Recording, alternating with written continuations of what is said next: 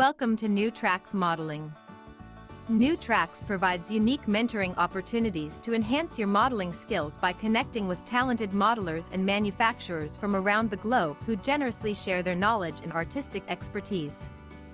Build your confidence, refine modeling techniques, and share your projects with a supportive community of fellow modelers, all while enjoying the world's most rewarding hobby.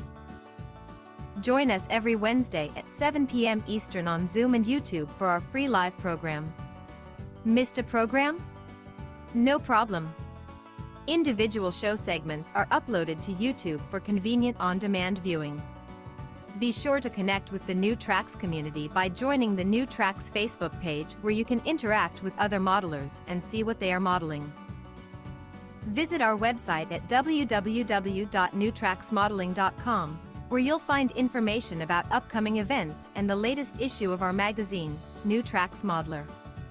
New Tracks Modeler features articles from builds on the show, exciting new products, and other great articles. And now, here is the host of New Tracks Modeling, Tom Farrell. Good evening.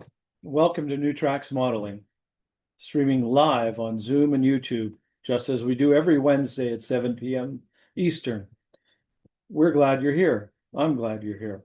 Whether you're a seasoned modeler, new to the hobby, or enjoy the creativity and camaraderie of the model railroading community, we welcome you.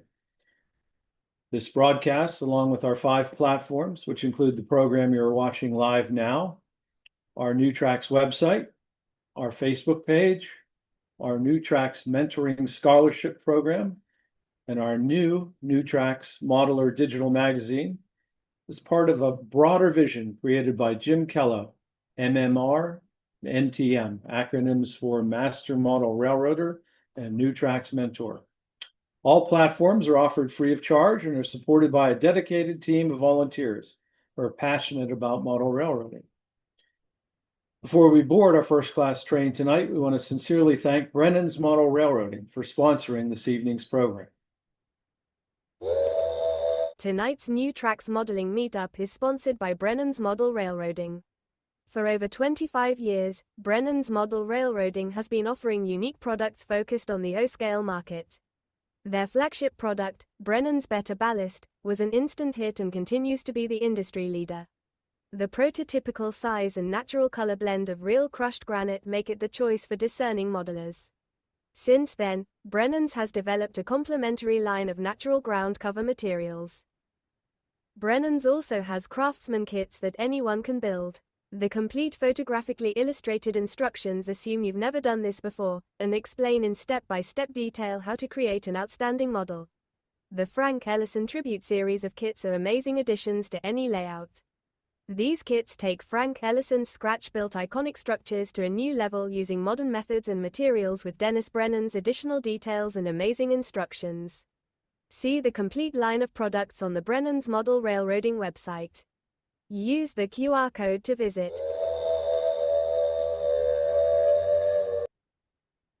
I want to thank Dennis Brennan for sponsoring the show. Without sponsors, and specifically Brennan's Model Railroading, we wouldn't have a show.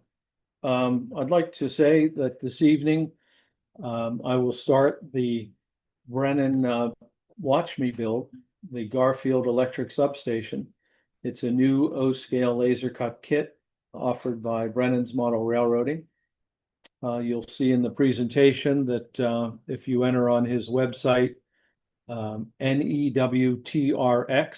you'll get yourself a $20 discount on a already competitive kit. And I can tell you it's one wonderful kit, and as you'll see later in the program. But first, before we roll into our first station, we'd like to spotlight the New Tracks Mentor Scholarship Program. Sorry. My fault. Let's see that program, Phil. My mistake.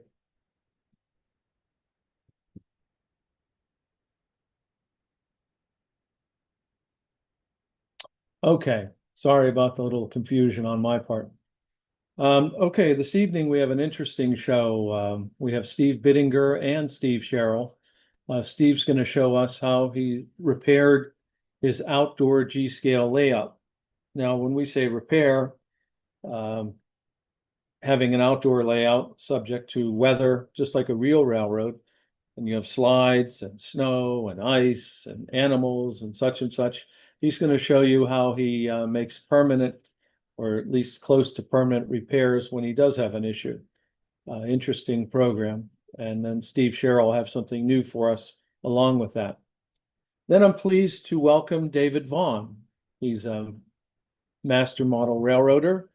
He's going to do a weathering tutorial. He is from a partner of ours, O-Scale Central.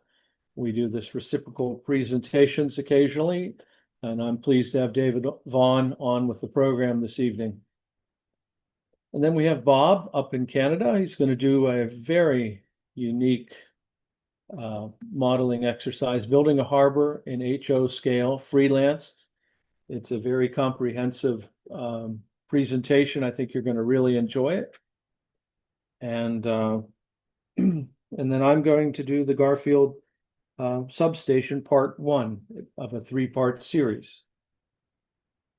So if everybody would hold their time, so we'll get through all these this evening. And now let's do our New Tracks Modeling Scholarship Program video.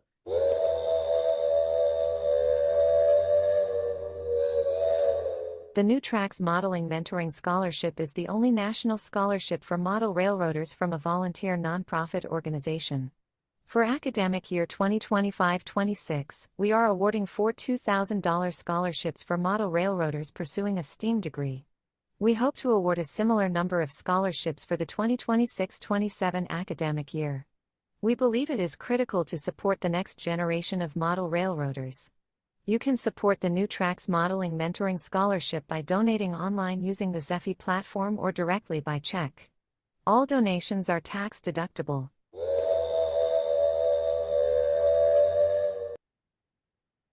Two things tonight. We're going to have Mateo Kuo. He's one of the winners of the scholarship program. Hank Primas will be interviewing him this evening. Hank will be the new executive chairman of the scholarship program. Hank, welcome to the program, and tell us a little about yourself, and then we'll jump to Mateo. Oh, fine. Thank you. One of the big things about New Tracks Modeling that hit me was the scholarship program. I firmly believe in scholarship program, especially if we can help support young people that are coming along that participate in this wonderful hobby. Now, I am one of the hobbyists that I'm not great, but I enjoy it. I have a great time. I have a lot of fun. Some of my things come out well, and some of them don't even come out. But it's one of the fun things about it, and we need to support young people. And I'm not talking about millions of dollars. I'm talking 10, 25, $10. If you can send it in over Zippy, we appreciate it. We needed to keep going. This year we were able to do 4 scholarships. Hopefully in the future we'll be able to do more. But I think this is something that really, really helps with this. We can do this. We're all getting older, and it'll be nice for the younger guys to come along and get some of the things that our fingers don't work on anymore. From that, I'd like to go on to speak to Mateo. Mateo, how are you? I'm doing well. How about yourself? Oh, I'm doing great. I know that you've just had some oral surgery, so we'll make it easy. Why don't you tell us a little bit about yourself? Well, what do you want to hear? I mean, I'm from the Well, North Pacific Northwest, and I've okay, been doing this hobby for 13-ish years, modeling different I've mostly stuck to HO scale. I haven't really modeled any specific railroad, but that's about the gist of it. Have you started school yet? No, I'm about a week out from that. Oh, so you be on your way to Butte, Montana. Yeah, yeah. Okay, are you I know you have to be excited about it. I'm excited, a little worried, and a little stressed. It's a lot of packing, but it is what it is. Yeah, stress will go away when you get there. Then the stress will start up again once you start taking your courses. Of course. So, is there a part of model railroading that you like to do more than other parts, such as scenery or building rolling stock or things like that? Currently, I am more on the side of trying to get the scenery down and get the feel of the layout there. I like to try and recreate things to try and fool a camera to think that this is what it is. This is Okay. this is the railroad, and it's a challenge. I haven't really gotten there yet. I'm still working on it. I'm probably never going to get there, but I'm going to get as close as I can. Um, and what I want to end up doing, and I think I'm going to probably enjoy this a lot more, is designing and creating my own rolling stock and locomotives. It's going to, again, it's going to be a challenge, but hopefully I'll have the tools in the near future to get into that and start doing my own things. That sounds great. Now, if I'm not mistaken, you're going for mechanical engineering, is that correct? Yes. What are some of your career goals that you would like to come out after you graduate?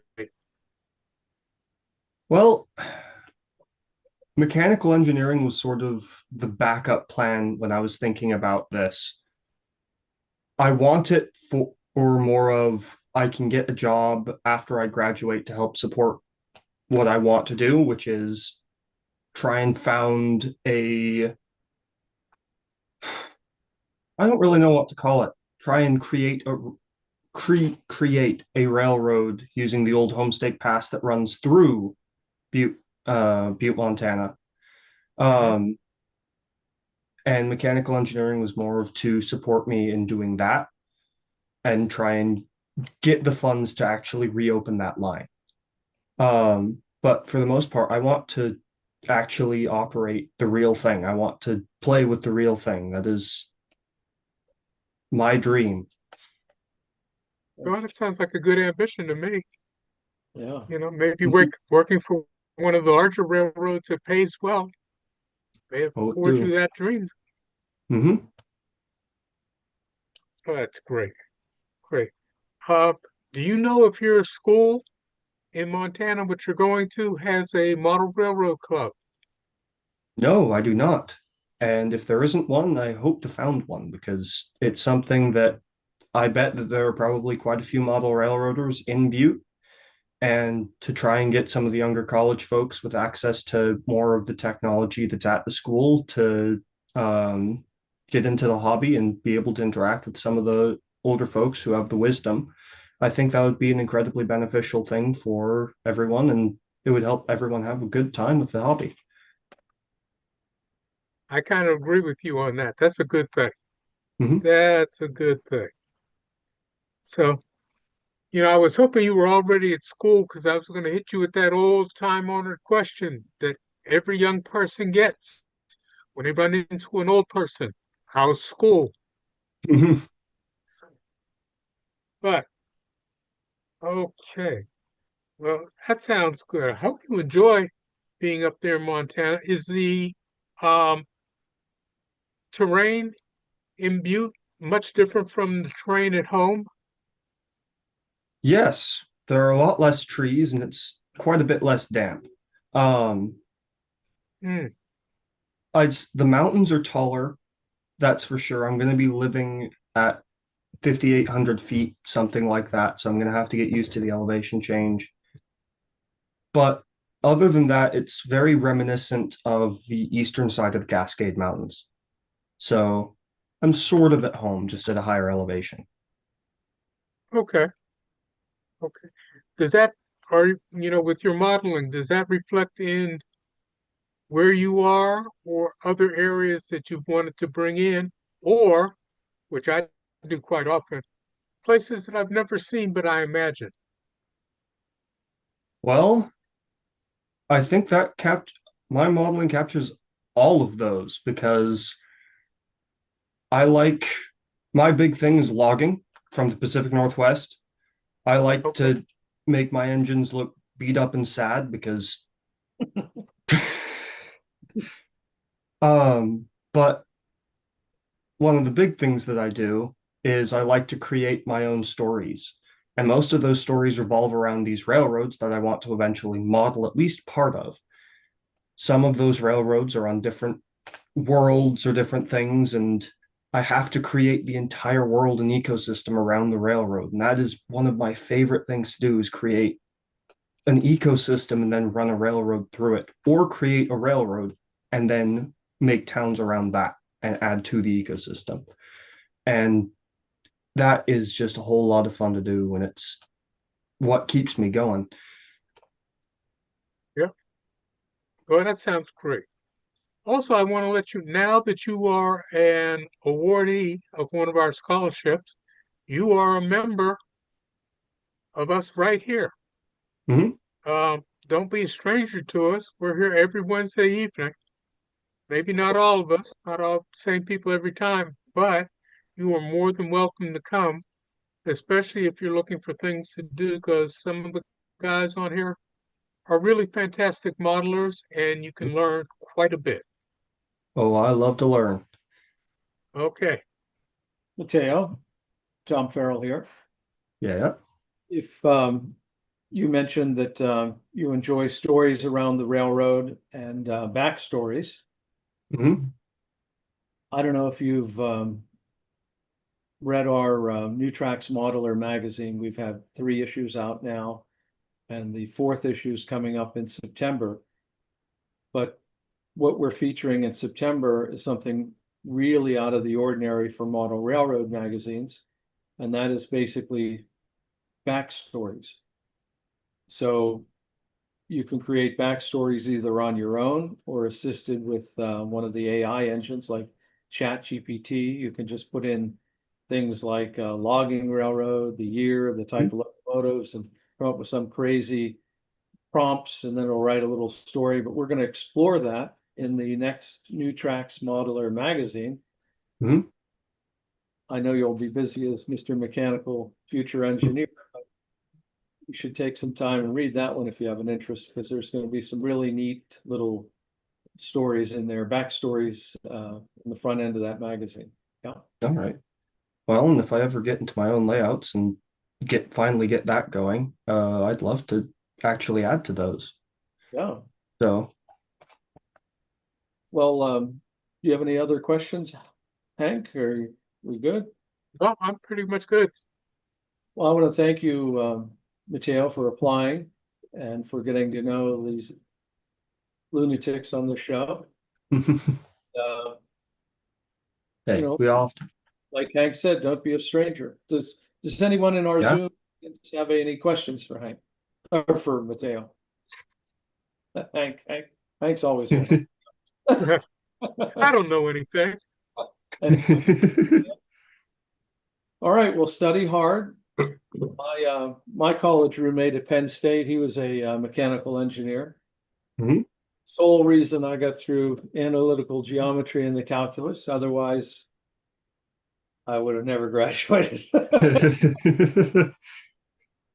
Well, good luck, Oh, yeah. there, young man. Yeah. Really proud Thank of you you. very much. Okay, thank you. Thank Good you. luck. Did a great job, Hank. Thank you. Okay, well, next I'd like to run the my build video.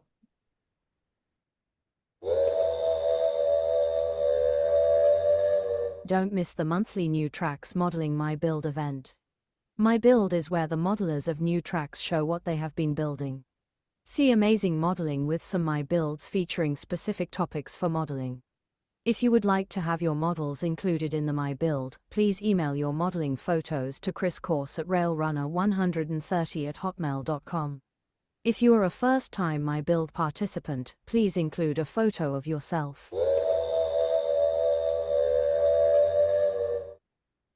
Now I'd like a few words from Chris Course. He's the segment manager of the My Build program. Oh, thanks, Tom. All right, so what we've got coming up is August 20th. It's an anything goes. So whatever you're working on, please share your photos of that project or projects with us. We ask that you please send your submissions to me by this coming Sunday, which is August 17th. That way I can put them into a good format. And if you haven't participated before, please include a photo of yourself. And also, please include a description, whether or not you participated before. That way, if for whatever reason you get hung up, we can talk semi-intelligently about your photos on your behalf. Or maybe if you're shy, yeah, please include that and let me know that I can talk about it, and I'll go ahead and take care of that for you on your behalf. And then coming up in September, on September 24th, is a challenge. It's backdrops. The submission for that is September 21st. So anything you can find that fits in the backdrops, or maybe general layout photos that show off your backdrops. Whatever you can do to kind of fit into that category, even very loosely, please send those photos to us. We've got a few submissions for August. We actually even have a September submission also. So let's see here. That should do it for now. And one thing that we were talking about at the before show is one of my favorite topics, and it sounds like it was a favorite topic of several people, is oddities. So I was thinking maybe we might hijack the October issue, or the October My Build, and maybe do something along the line of oddities and Halloween, that sort of thing. So if anybody's interested in that, send me photos, and we'll certainly do that. So I'll turn it back over to you, Tom. I think that would be an excellent theme to do oddities and Halloween, and that would make for a very interesting program. As I say every week, if you want to participate in New Tracks Live, an easy way to do it is to participate in the with Chris. Just send him your photos. He'll put together the PowerPoint. You just need to talk to your slides. If you don't want to do that, he can talk to your slides with the proper text. But it's a great way to get into a live presentation and a My Build. So next up, thank you, Chris. Next up, we have Steve Bittenger and Steve Sherrill. As I indicated in the beginning of the program, Steve Bittenger will be doing the repair of his outdoor G-scale layout. He had a little issue, and he can tell you about all the trials and tribulations with weather, raccoons, etc., etc. And then we'll have our distinguished Steve Sherrill on afterwards. Huh. Welcome to the show, Steve and Steve. You got us? Watch it, we can see you. Hey, okay, everybody. Well, welcome back to the West Virginia workshop. Tom has some slides I sent him earlier to kind of walk us through what happened on the railroad starting back in April. And so what the situation was is we had a really tough freeze for about 4 or 5 days in a row. Temperatures down like 10, 15 degrees. One section of the railroad was getting water from my deck above, which we expanded a few years back. And this was dumping water down a little more than it should have been. So went out one morning, and lo and behold, about a 5-foot section of it had collapsed forward because of the freeze. It just pushed it all out. This section, it's about 20 years old, so it wasn't like it was just put up yesterday. So Tom's got the first slide up there. I'll kind of get you oriented here. What you're looking at in the first slide is an area of about 5 feet wide, about 30 inches tall. And that track you see there at the very top, that's the main line of the railroad. I only have a single track main line. The tracks you see coming off behind it are sidings that serve some coal mines in the region. If you look carefully into that photo, you're going to see some cribbing on the left and right hand sides. There was also cribbing in the middle. That all collapsed, that's gone. Behind that, you see some rocks and boulders. When I built the layout, you have to remember this is retaining walls, 6x6s that were backfilled. So that rock and debris that's in behind it, that was my fill that I put in. You remember I told you to get whatever rocks and fill you can for free. So that was what I got for free. On top of that, there was concrete poured right underneath the track work. And the track work is secured to a PVC pipe that's buried in that track work right down the middle of the track. So that's how it's been for about 20 years. When this happened, it not only fell forward, but it left the whole thing slump.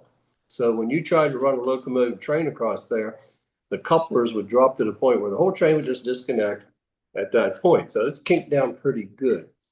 I didn't take any pictures to show you, but about 3 wheelbarrow loads of debris came out of this, including the bad section of 6x6s that sat out in the front.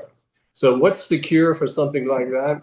The cure is, if you look at the very bottom of the photo, just barely showing, was the first solid area that was down there. So that was the point that we dug down to. Tom's got the second photo up. Now you can see the area. This is at a 45-degree angle on the layout. So if you were standing there to your right, you look left at 45's out, and then it straightens out again. So this whole section, point to point, is what's going. Now we start back up again. Underneath that black material are 6x6s stacked, in this case 4 tall. And on the far left side, what we've done there is turned them back on the left to make a reverse return. That really makes a big difference in the strength. Everything put together with some scrap leftover 1/2-inch rebar.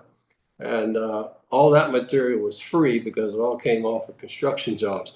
That black rubber is 55 mil roofing that's used on the roofs of commercial buildings.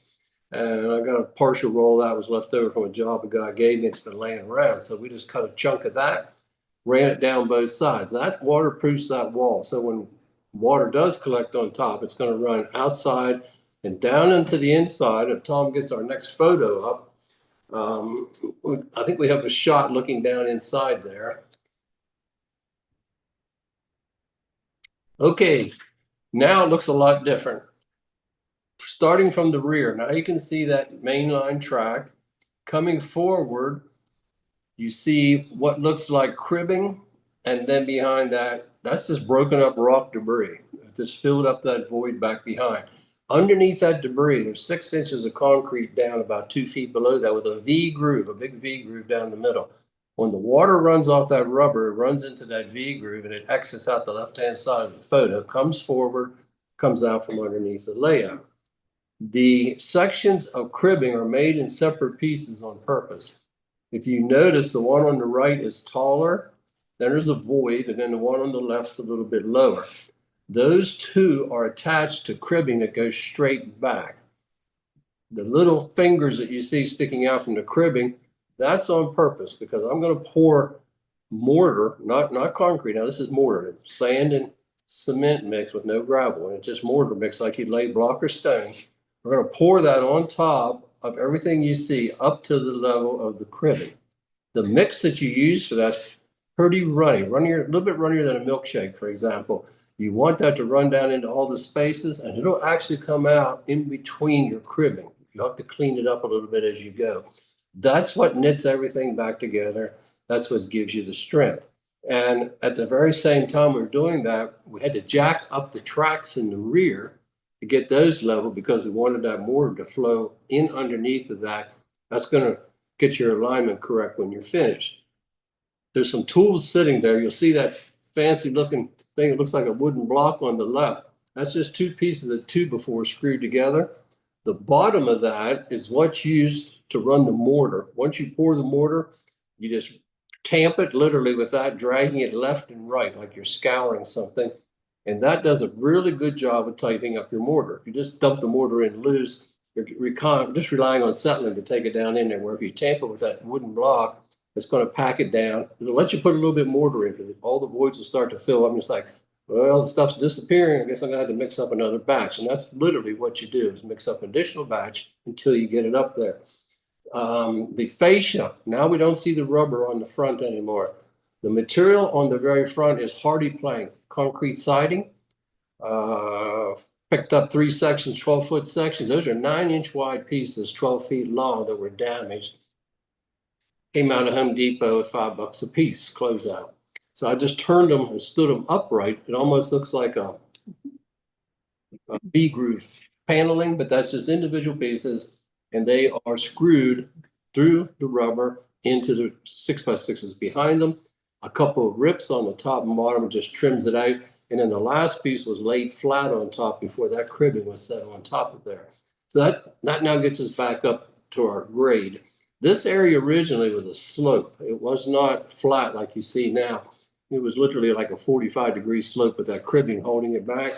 I thought, as long as I'm rebuilding this, we'll just go straight up and get a little more area for the railroad. And I thought, I'm going to come up with a new scene that's going to be in that area. So we'll see what this finally turns out to be in the last photo.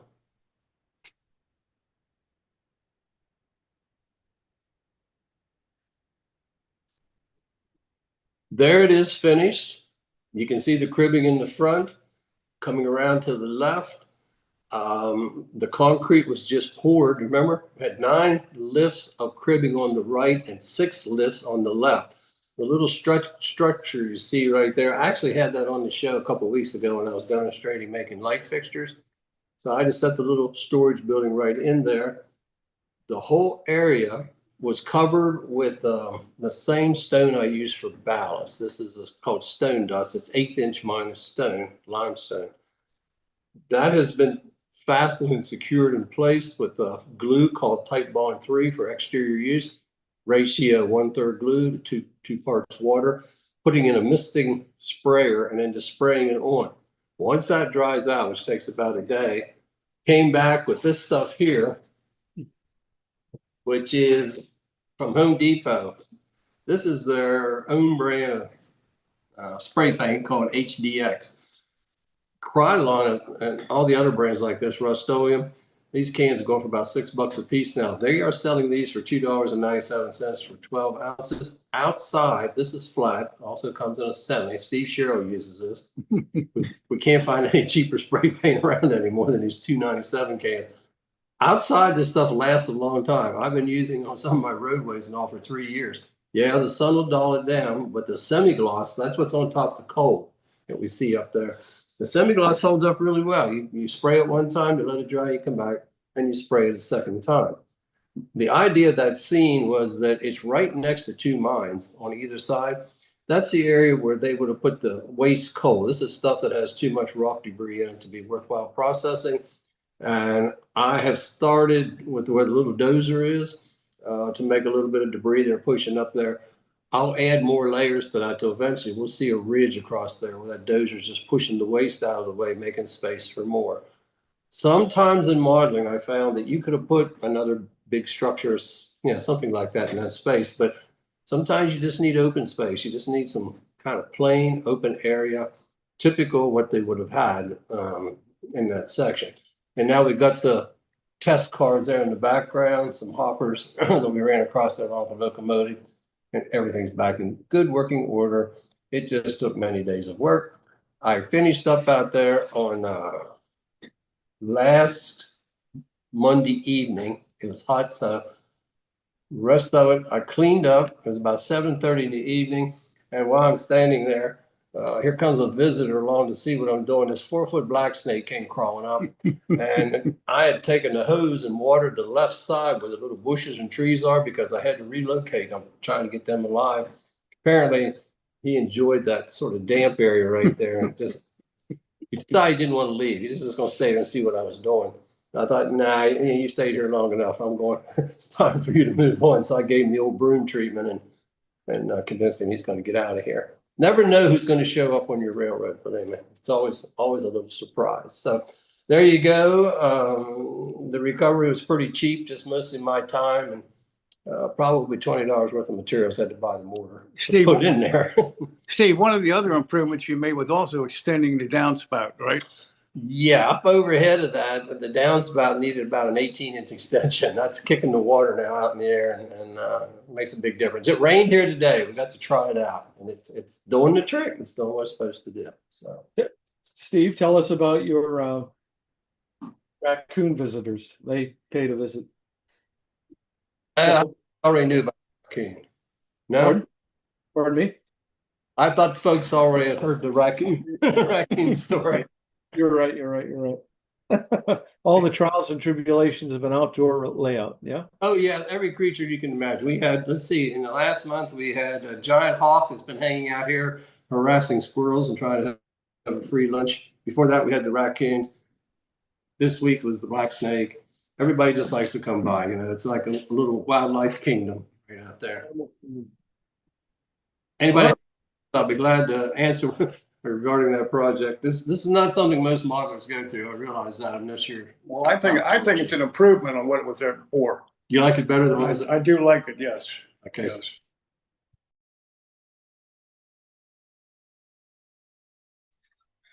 Did you get the raccoon destroyed building repaired? You have to unmute. Sorry about that. Steve, you've got to unmute. Can you unmute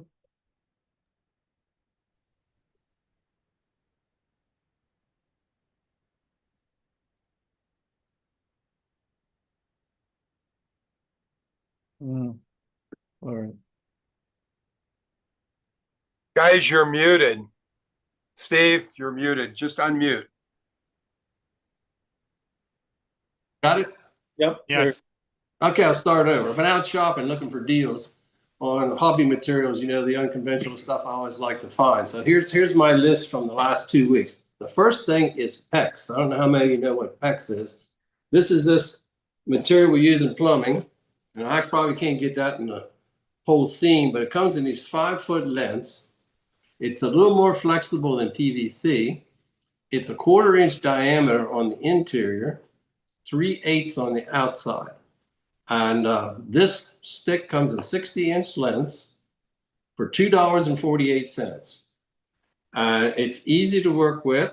What I use it for is on my industrial buildings, right? For where you need piping and so forth. I figured out in every scale, this will be a 9-inch pipe in G.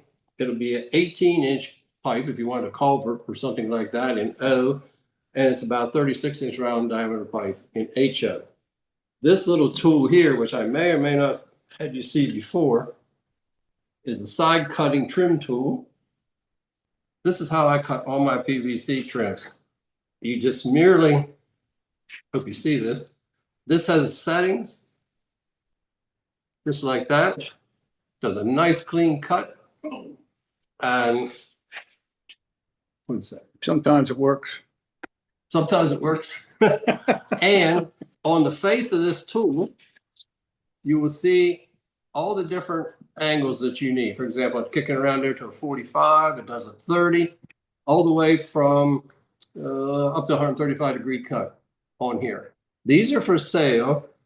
Home Depot sells one like this. It's made by Rigid. They're $32. You can get them for a way better price. There's a company called, I think it's called Shine, S-H-E-I-N, if I'm spelling it right. Online, they sell one almost as good as this, and it's $12 for theirs. I will say that the rigid ones come with an extra set of cutting teeth. These little guys right here come with them. So maybe for $35. I have not replaced these. This thing's like 6 years old, and I've cut stuff you shouldn't cut with this, and it's worked. So that's that item. Next up on my shopping list, I was at Costco. And I bought a box of Belgian waffles. And they come in this box right here. And I don't, I hate to throw stuff away. So I thought, boy, this is great. This is a clear box. It's got 2 little snap down deals. So like when we put our sedum trees and all this kind of stuff, and they always have a lot of little debris on them, this is great. You can clip them, put them inside, close them up, and you can see them. You don't have to guess what's in the box inside of there. Next thing I use this for is I get these, I just simply cut out the tops, and this is what makes the plastics inside my buildings for my windows. It's great window material, and it doesn't seem like the sun tears it up. It's resistant to the solar rays. So go get yourself a box of Costco Belgian waffles, eat your way to success with a nice container. Next item. I was at the dollar store and I bought this for $2. Not that I needed a basket.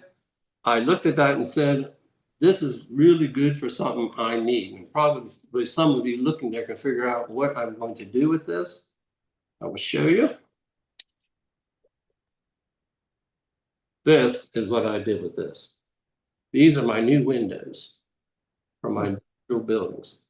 If you look, I can probably get 3 out of that side, 3 from the rear, more on the end here.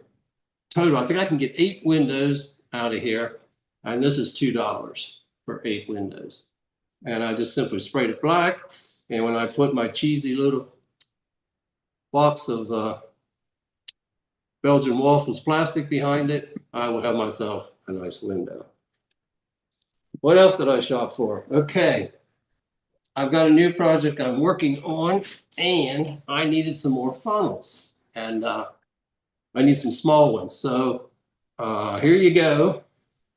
Harbor Freight and Tool. You get this set. It contains 4 funnels.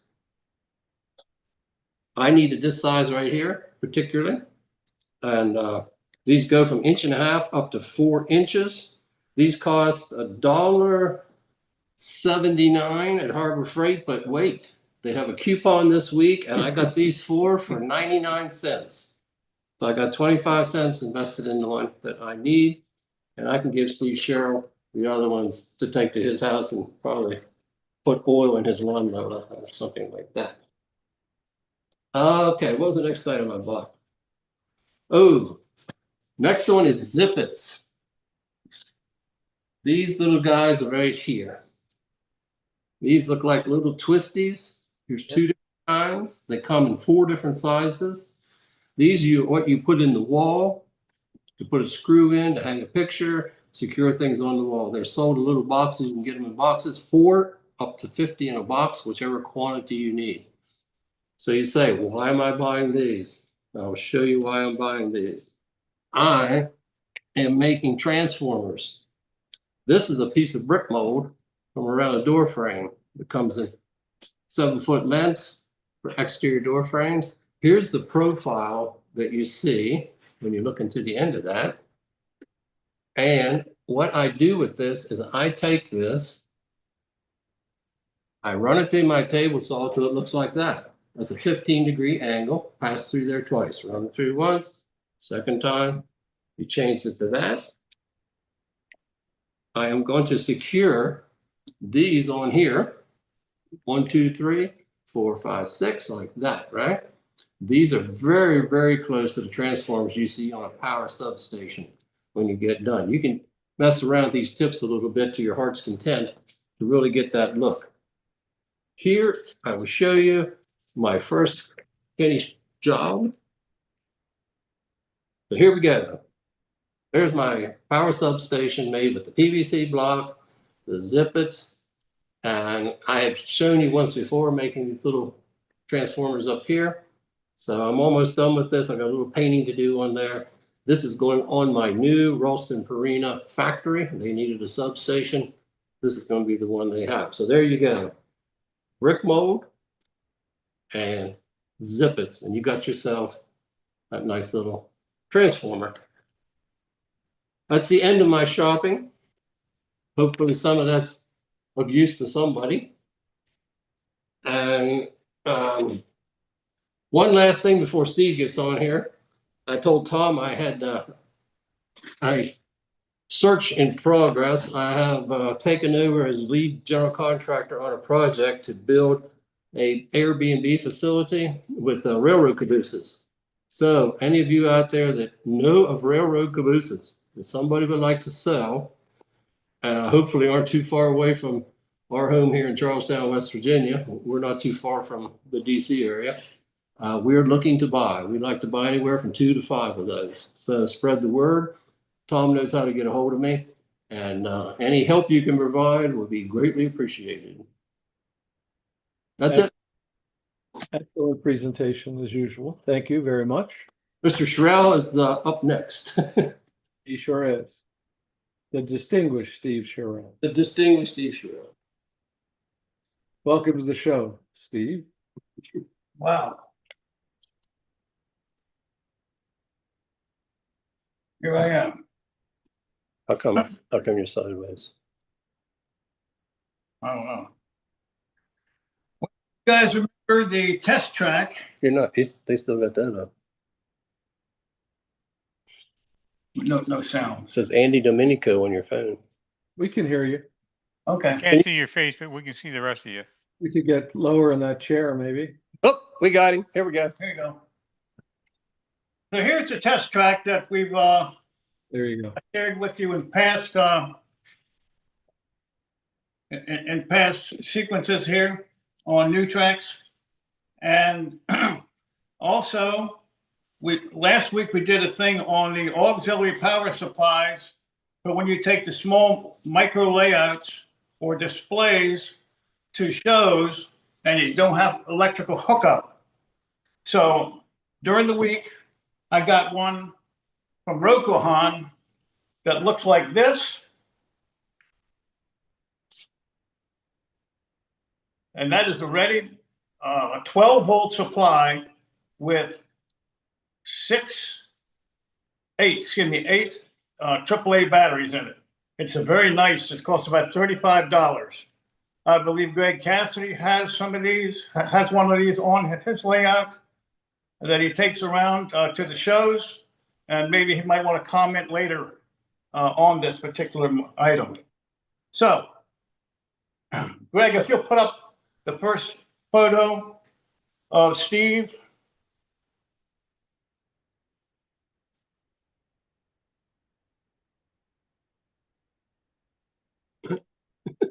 Anyway, we got some pictures of Steve and I, or me, putting some finished touches on this particular display, and with the auxiliary power supply added to it. And so, as you can see in these photos, there's Steve working on it. He cut the masonite for the corners and the side pieces, and he glued it. And then, next picture.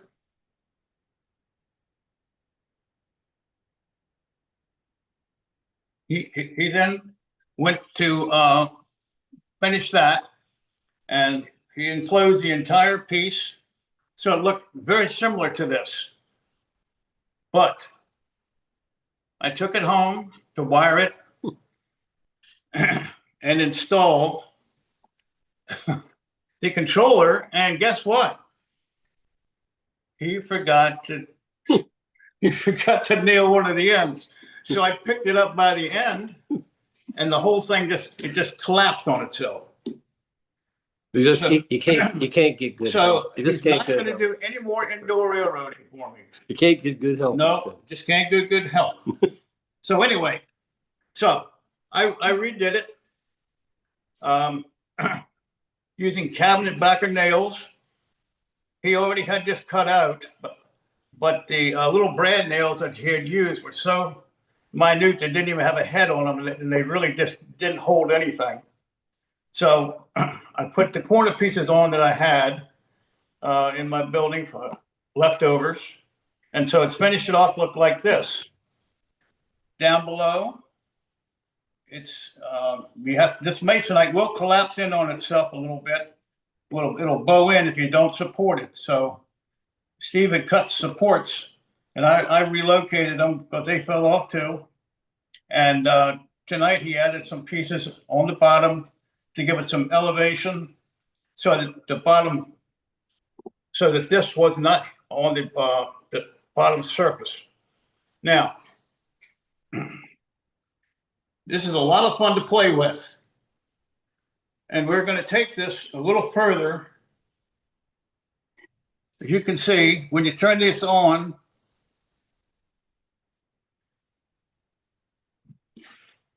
You still got the slides though. I need to switch you. it's got the reversing button. And so I just created this, which looks like a, what, Steve? What is this? Oh, it's a mine mule, electric. A mine mule, right. Yeah. It's really a Nomi streetcar with the top taken off. And I just put a G-scale figure on it. So maybe it's a GN10. Who knows? So what I'm going to do with this, and Steve's going to help me, is I'm going to do things like put a control here, which is going to cost 25 cents. It's going to be with a paper clip. I'm going to scenic it. I'm going to paint the ties and the track, and then we're going to do some kind of a scene on it, which I have not come up with yet. We're going to paint this black. I'll have to take this back out, paint it black. We're going to do it in Steve's booth here. He's got a 40-inch booth, Steve. 4 foot. Yeah. 4 foot.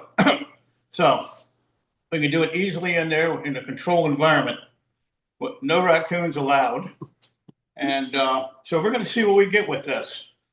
But again, this is only 30 inches by 8, I believe, and it's a bookshelf.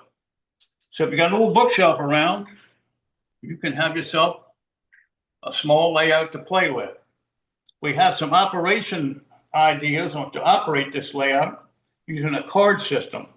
So we're going to introduce all that stuff in future segments when I get a few minutes with Steve. So we're looking forward to this. Are there any questions on this now?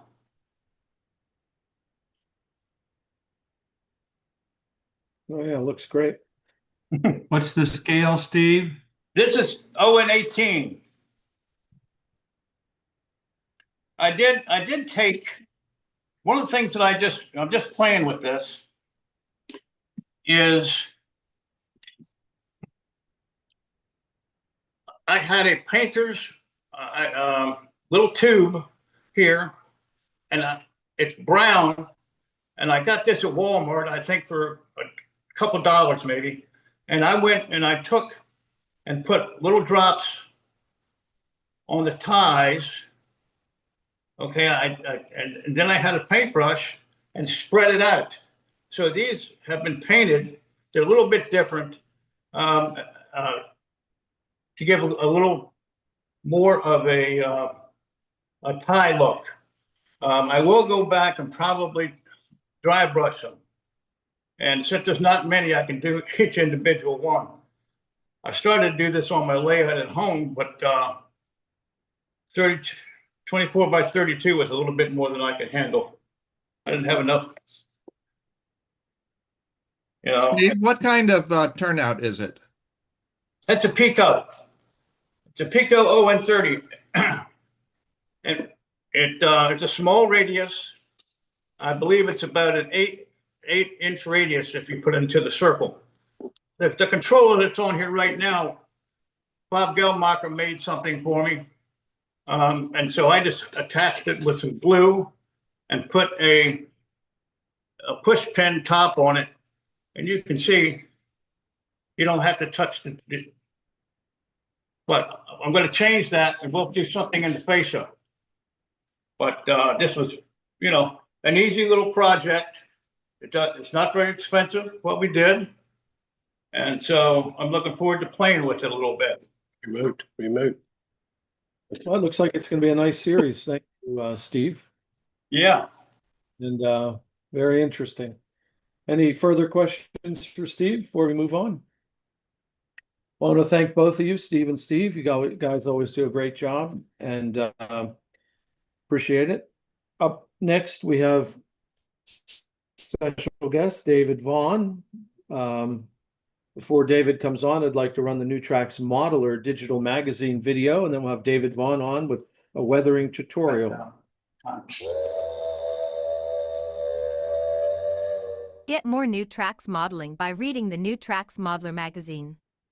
Each edition of New Tracks Modeler includes exciting articles about modeling shown on the show, other modeling topics, and prototypical railroading information. Other articles focus on outstanding model railroaders and new products from a range of suppliers. Don't miss the photos of the popular New Tracks My Build. You can download New Tracks Modeler for free from the New Tracks Modeling website. Subscribe so you don't miss an issue.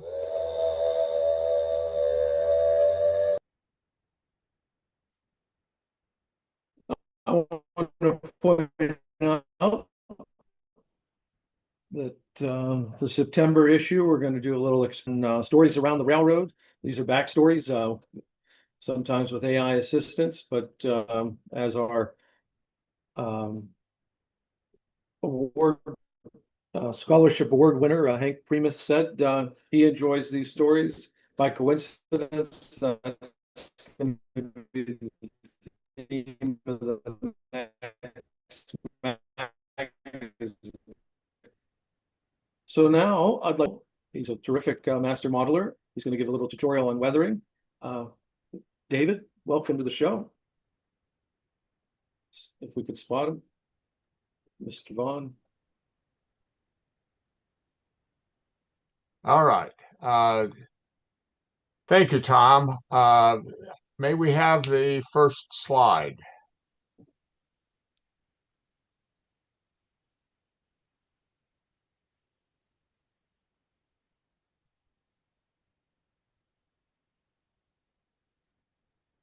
While we're waiting for that, let me go on. Tonight's segment is a presentation on behalf of O-Scale Central. We're a proud sponsor of New Tracks Modeling and its magazine. We believe in the mission. O-Scale Central is a nonprofit tax-exempt organization. We promote two-rail O-Scale.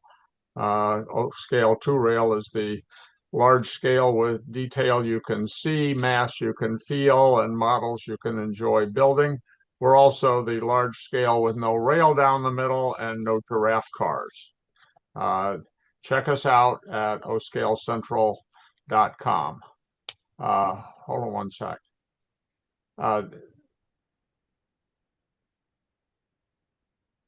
That's not my slide one. I updated them to the New Tracks modeling. They're your slides. They're all the same except for the black background. Okay. Our presentation tonight is a mini clinic on an integrated approach to weathering. This is not a clinic about how to weather. It's not actually a tutorial. Although designated as such. Everybody has their pen pastels and their other favorite media and techniques. What this is about is a discussion of an approach, a philosophy, if you will, of weathering. And any art, including model railroad weathering, is better and easier to paint on a larger palette, and it is easier to paint and with a better result to work in a larger scale. Keeping that in mind as we move through the clinic.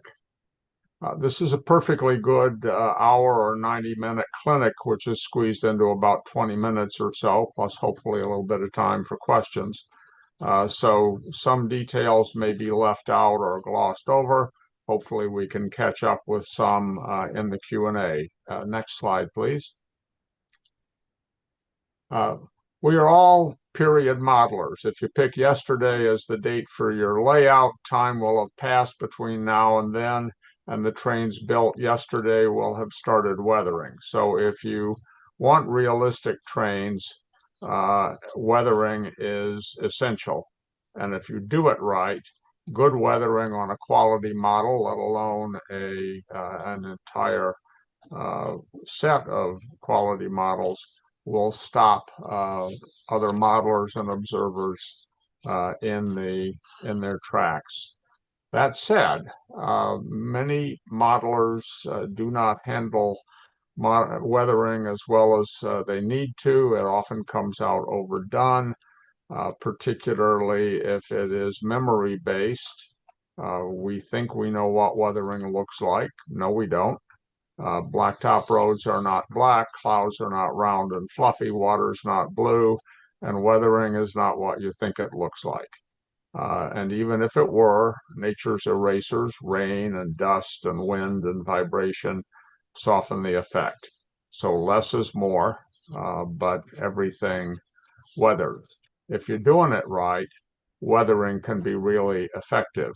If the nickel plate PA on the slide caught your eye, if you look long enough, you'll probably figure out that it is a model, not a prototype, but it certainly makes you look. And that's, I think, a lot of times what we're going for with weathering.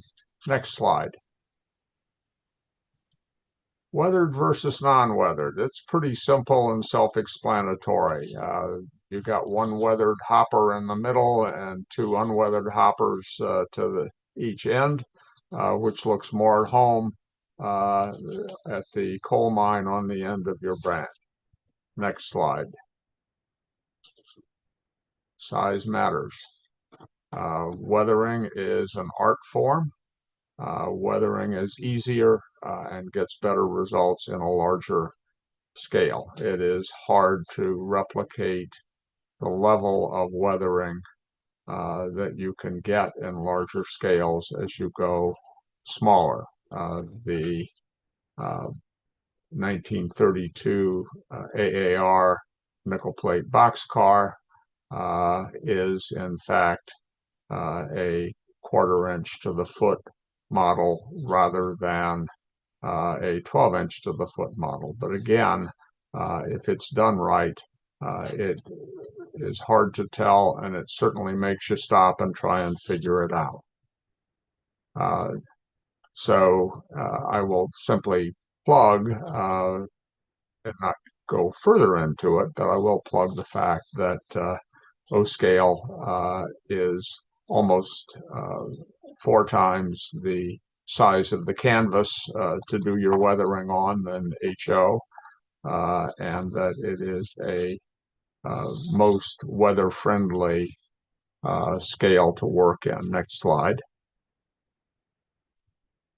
Weathered models do more than just look realistic. Weathered models add the dimension of time to your layout. Each weathered model tells a story. It takes it from when the the prototype of the model was built and what happened to it over the years. The car gets dirty, it gets reweighed and re-stenciled, it gets assigned to a pool, and the weather and the lettering is changed. It gets sideswiped.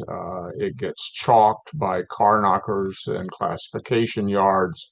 And in general, you can unravel the history of the car by close examination.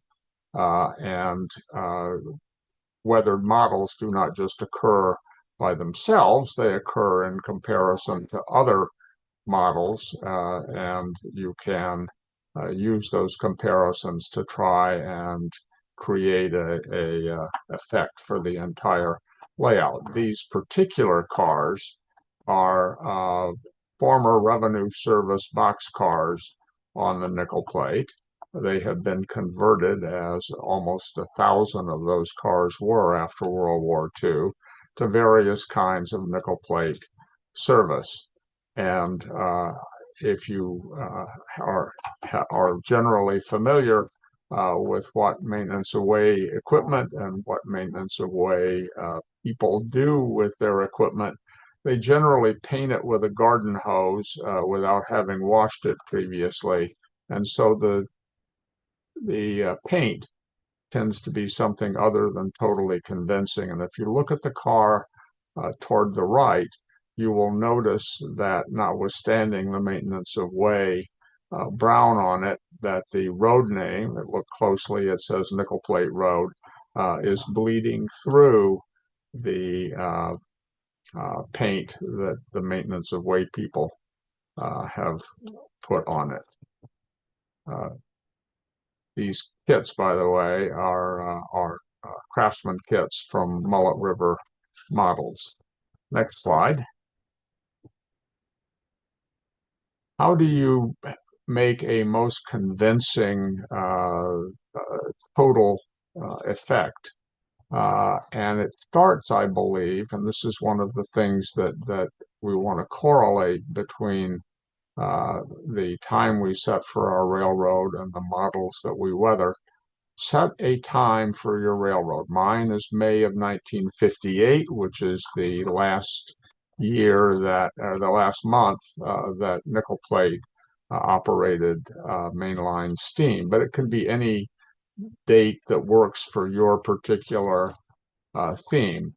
But the advantage of setting a time certain for your railroad is that you can make all of the rolling stock on the road and all of the weathering that you apply to be consistent with that period. So a car that was built a year before my 1958 date would be very, very lightly weathered. A car that was built in 1945 would be very heavily weathered and perhaps on its last legs. But you basically set all of the weathering that you do to be to relate to the same period. Obviously, different types of rolling stock weather in different ways and in different rates. On the left, you see two Pacific Fruit Express boxcars. The one on the top is weathered compared to the one on the bottom. But in the great scheme of things, it is fairly lightly weathered because refrigerator cars handled basically clean commodities and were switched out and loaded and unloaded at clean facilities. And in fact, Pacific Fruit Express actually washed their refrigerator cars until sometime in the mid-50s. The Milwaukee Road composite boxcar is a far more typical example of what would happen with second line rolling stock. Next slide, please. So, takeaways from this. Generic weathering is fine as far as it goes. It feels more convincing if it is set in and correlated to time. And when you weather, it is most convincing if you can represent a car at a specific point in its service life under operating conditions, climate, commodities, and so on, and even a different season of the year. What we have in the photograph on the right is a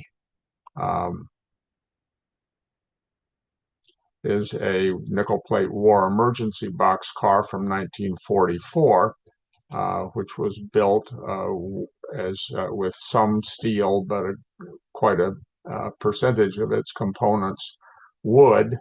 Nickel plate did not put a lot of effort into maintaining the car. In fact, it still has its original 1944 road name there with what they call the rocking R and the word road. And in general, it is just being subjected to benign neglect, and before too long, it'll be off of the roster. You would expect it then to be appropriately weathered and the lettering appropriately out of date. Next slide, please. Whoop, I got them out of order somehow. Okay. We've been talking about how to do it.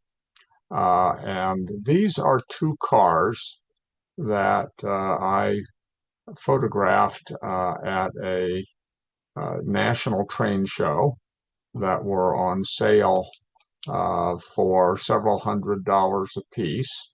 They are clearly intended to indicate long service, probably longer than you would expect to see in 99% of the cars, maybe 100%. But the funny thing is, and you have to be careful here, because the cars underneath all of that weathering have the original from the factory lettering. That's the way most ready-made cars are built. But if you're trying to establish the timeline, the fourth dimension of these cars, the factory lettering looks quite implausible. They would be repacked and reweighed and otherwise modified over their service life. And while it's your railroad and you can run anything you want on it, if you look closely, it undermines considerably the effect that the modeler is presumably trying to get. Next slide, please. Okay, apparently we missed a slide somewhere, but we will move on. So the archaeological exploration of the history of these cars can be time-consuming. It's interesting. And the weathering that's based on trying to make the cars reality at a point in their service life can be difficult, because the reality is that we are not all Rembrandts. We don't have years of time to weather a car. And industrial archaeology, looking at the side of a freight car, is not necessarily at the core of everybody's modeling interests. So what's the key if you want to get plausible effects without spending all that time and having all that art talent? And the magic answer is work from photographs, ideally colored photographs, which display every visible part of the car's history. They incorporate the car's personality, and ultimately the photographs do not lie. Next slide. And here is one last example of that. On the left is a color photograph from about 1957. This is a winter or other bad weather photograph. On the right is another photograph of one of the key PAs in O-scale. But I work, and I recommend that modelers consider working exclusively from photographs, color photographs, and color photographs corrected for the time period, for the operating conditions, and even for the season of the year. You can be very specific and get a lot of credibility from such weathering. And when you make all of the rolling stock on your layout heed from a particular time, it really does offer a great integrated, convincing view. That's my thoughts. I am happy to take questions or comments if we have time. Otherwise, we can move along.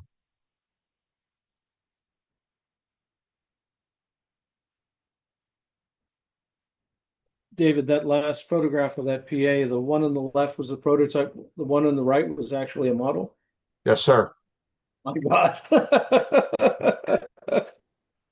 Yeah, Wow. we had the Nickel Plate Historical Society magazine and calendar are edited by Tony Custer, and there has been an old guard in the Nickel Plate Society that thinks that models should not be included in magazines and calendars. We are a prototype society, so Tony snuck that photograph, the one on the right in the last slide, on the back cover of the magazine. And if you read in the really small type, it would acknowledge that it was a model, but it roused not a glimmer of suspicion during the entire year that it was there. Everybody seemed to think it was really a neat photograph of a obviously neat and famous prototype.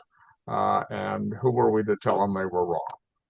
So you can get very high levels of fidelity with well-chosen models and well-chosen photographs of the prototype from which to work.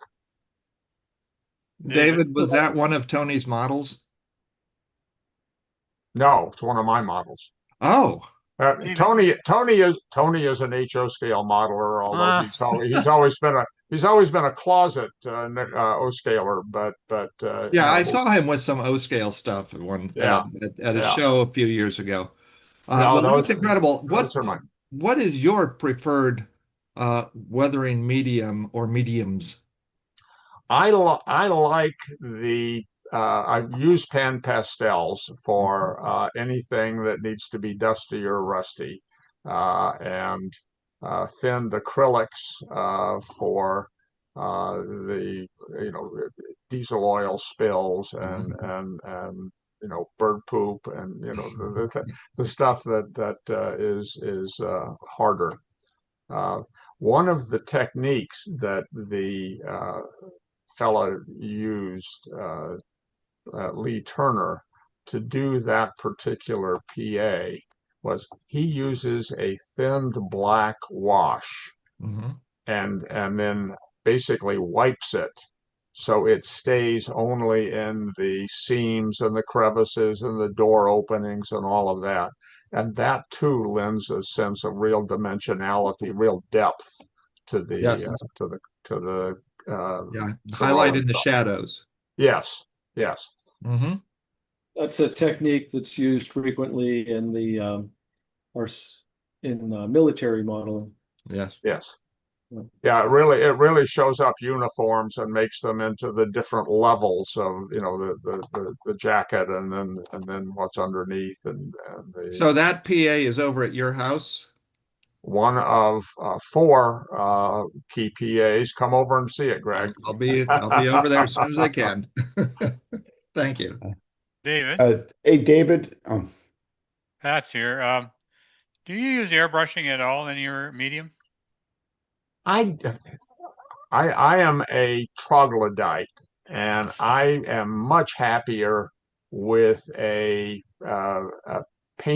dry paintbrush in my hand than I am with an airbrush. I know people who do it. I know people who get marvelous results out of it. I have always preferred to use, and I'm not getting a commission from Pan Pastel, but I really like their stuff, and it blends very, very nicely. It's a lot easier to work with too. Yeah. You don't have to clean an airbrush. That's right. Amen. Hey, David. Thanks, Dave. Right now, Tony Custer is building a Wabash O-scale layout, actually P48 layout in his house, in his patio, Yes, I guess, or whatever it is. So he's biting the bullet. Yes, well, he did a project layout for Model Railroader back in 2020. Right. And he used one of the small towns on the portion of the cloverleaf that he models, which goes basically between Frankfurt and St. Louis. And one of the questions, which most people don't think about, is what do you do with a project layout once the project is complete and it's been published? And Tony had it in a porch off his house until there was a family reunion, and Judy laid down the law and said that the porch was going to be ground zero for the family reunion, and he had to get rid of the project layout, which was sectional, not modular. And I bought it, long story in short. And I have double tracked it and replaced the hand-laid Proto 48 track that Tony used with Atlas sectional track because we wanted to be able to have people duplicate it. I have double tracked the layout, and all 36 feet, because we expanded it, is going to be shown at the Mid-Atlantic RPM. We're in the process of putting together a Mid-Atlantic modular group, and that's going to be the cornerstone for this layout. So that lives. His present layout, which is still under construction, is of that branch line of the Wabash where they had two tea kettle 260 moguls. And they used them into, I think, about 1958 because they had a bridge on the branch line that would not take any heavier weight.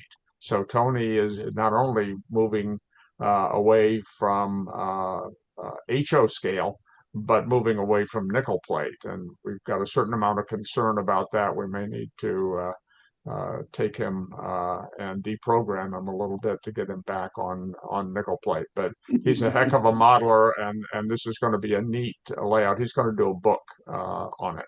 Mm-hmm. Terrific. Well, thank you, David. Was an excellent presentation. Sorry if the slides got out of order. I thought I brought them just straight over, but no problem. It will all work out, and I appreciate everybody's time. I appreciate the opportunity, and part of this whole thing is just to show off some slides of really well done weathering to get everybody thinking about their own model, their own scale, their own road, whatever makes them happy. But weathering is a powerful weapon in our pursuit of reality and modeling. Thank you. Thank you, and I encourage everyone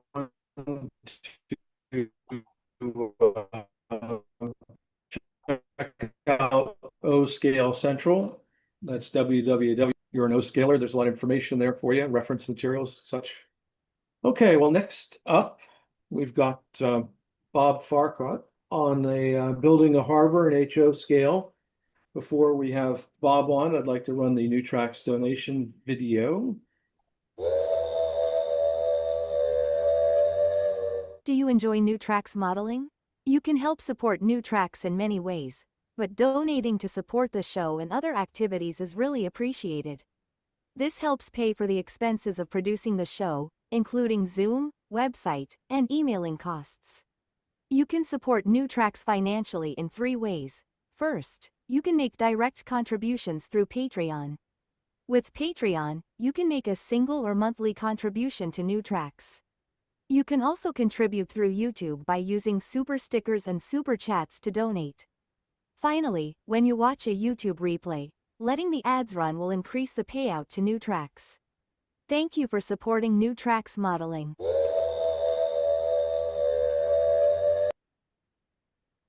Well, again, our expenses are nominal to put on the show, but nevertheless, we appreciate donations, and 3 different ways to make a donation to the show.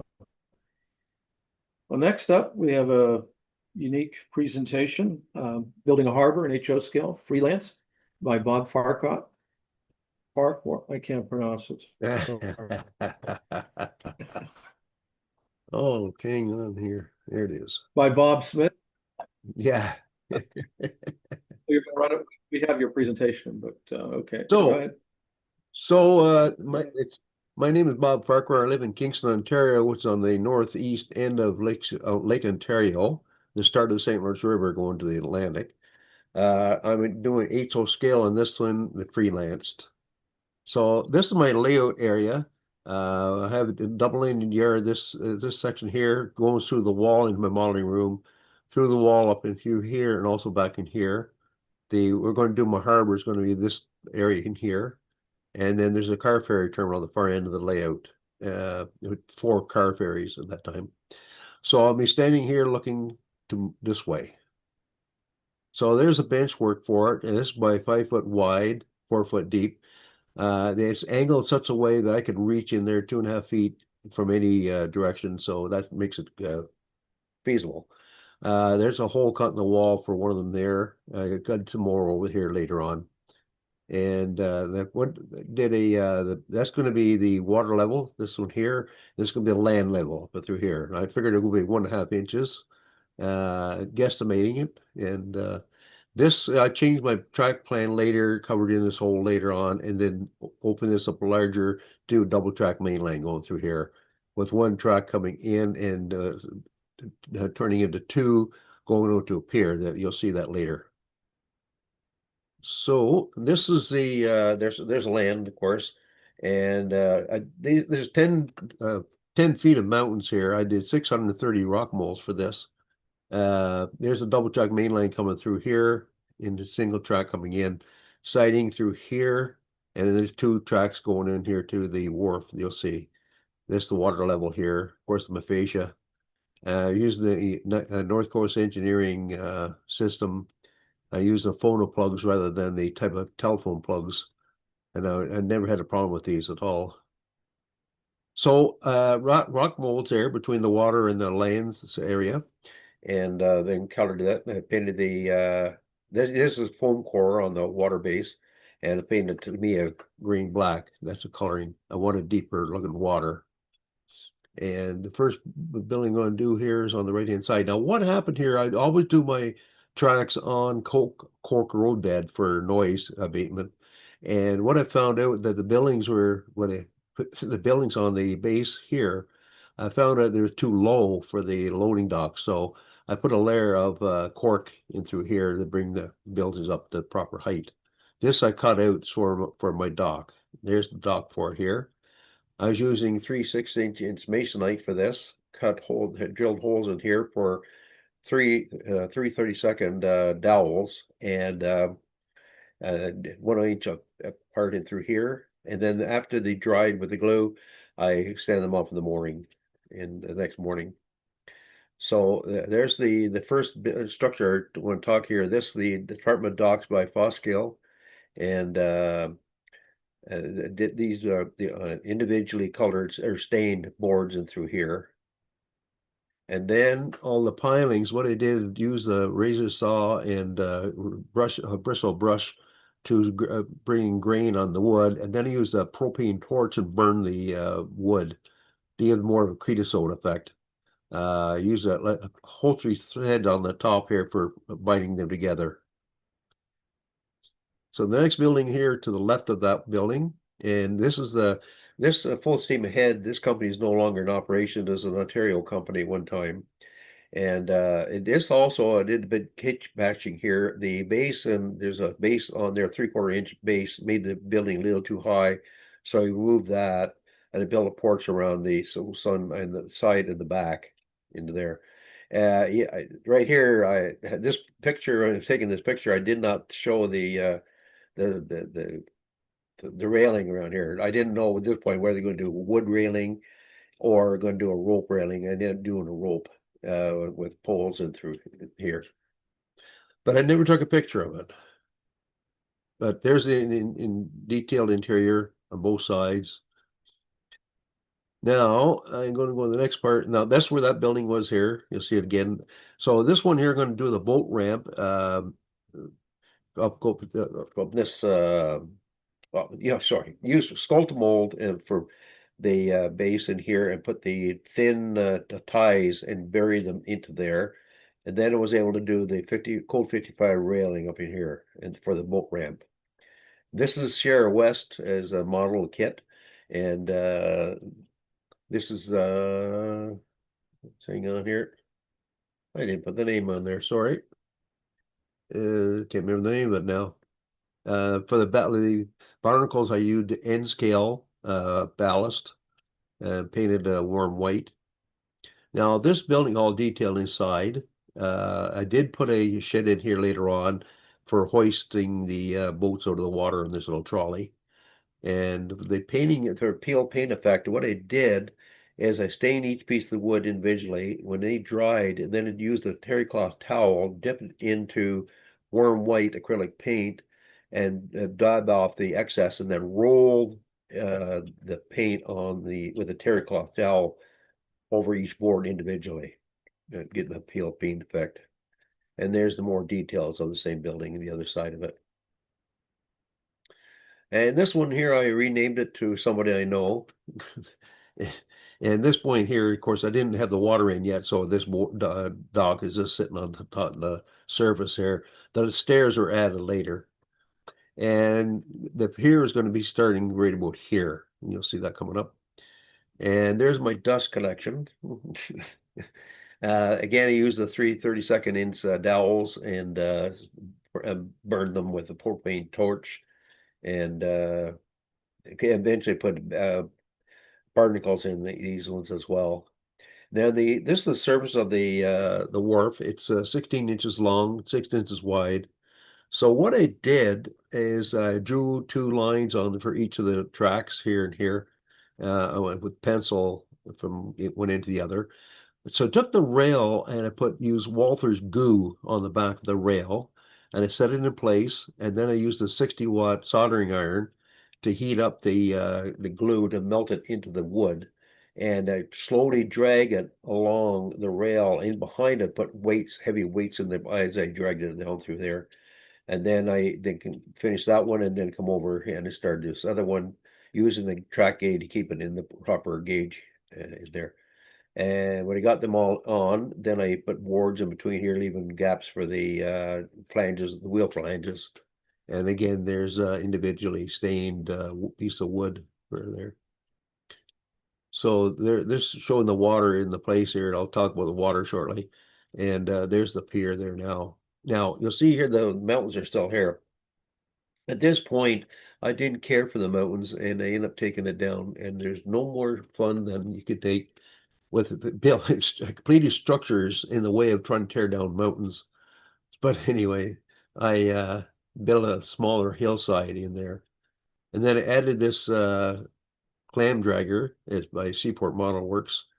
And this is Sylvan buoy, and I changed it into a flashing red light.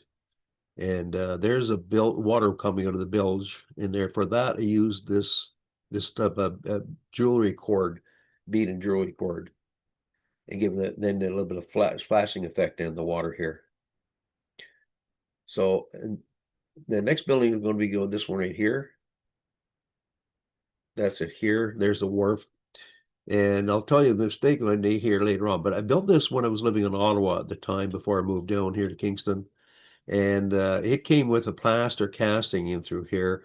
I found it was really short. It really was. And anyway, I didn't use it when I moved down here. I scratch built this in here, made 2 cranes. So lift the boards here to allow the boats to come in.